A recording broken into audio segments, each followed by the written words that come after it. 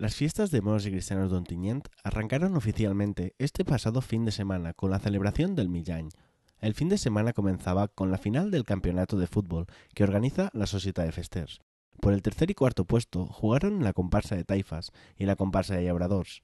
Fue un partido disputado que hasta el minuto 48 no tuvo un claro dominador, y fue la comparsa Taifas la que se llevó la victoria y el tercer puesto, gracias a 2 goles en la recta final del partido. Llegaba el turno de los finalistas, que este año eran la comparsa de Mozárabs y la comparsa de Moros Marinos. Desde el primer minuto se vio que los dos equipos querían la victoria y salieron al campo con fuerza, buscando llevarse el partido. Ninguno de los dos equipos fueron capaces de marcar un gol durante los 60 minutos reglamentarios, y fueron los penaltis los que decidieron el resultado final del partido. Comenzaron chutando los Mozárabs, que fallaron su primer intento.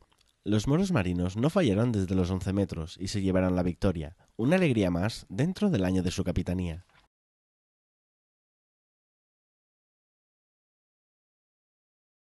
Bueno, pues això és una satisfacció per enguany per mi, capità. Hem guanyat la final, es comencem el mig any fantàsticament bé i jo crec que agrair a la gent, tant als Mozárabs com als moros marinos, han fet un partit complicat i res, hem disfrutat i a penaltis ha sigut una loteria, ens ha tocat a nosaltres, haver pogut tocar als altres, però bueno, s'enduem tota la copa. Pues fantàstic, capitania, copa, què més volem? Festa i avant.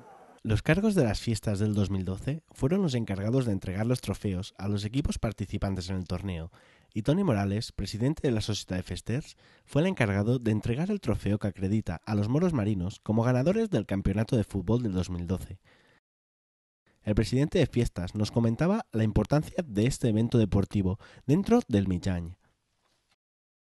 Bé, doncs el torneig del Mig Any de futbol és una de les competicions que tenim. Fem, a més, vòlei i competicions pels xiquets.